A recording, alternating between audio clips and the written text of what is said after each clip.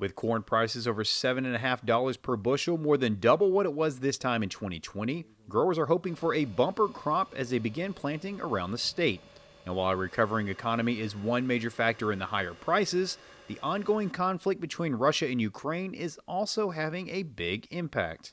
And so the whole globe is recovering. And so we have good consumption of commodity products.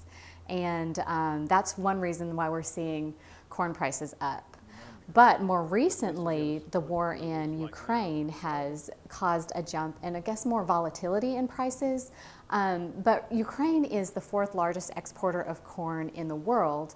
The news isn't all good for the growers as they are seeing record high prices for fertilizer, which is essential for corn. And while it might hurt in the short term, skimping on the application is not an option. Even with fertilizer prices up, since the corn price is also up, it's still going to pay to fertilize for what we call a realistic yield goal. So, you don't need to shoot too high that you've never made, a yield you never made before.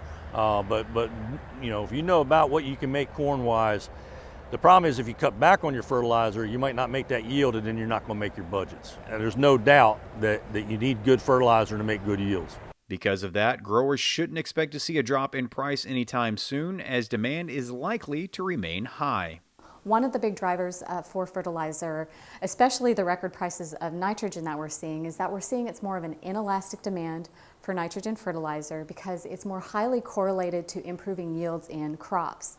And corn prices are good, so we're seeing demand for nitrogen fertilizer high because farmers are going to be less likely to reduce their nitrogen fertilizer application as opposed to other nutrients because they know that one's most associated with getting that yield that they're looking for. Nitrogen isn't the only nutrient farmers should be paying close attention to, as one in particular has been overlooked in recent years. The biggest thing I've noticed in the last few years with corn early on is sulfur deficiency.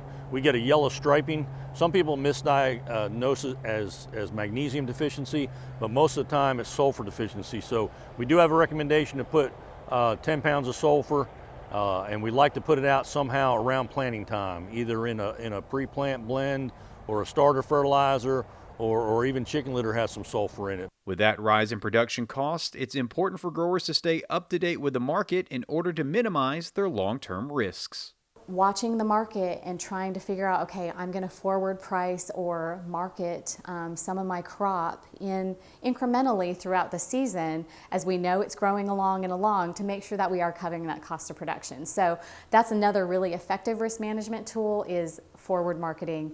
Reporting from Tifton, I'm Damon Jones for the Farm Monitor.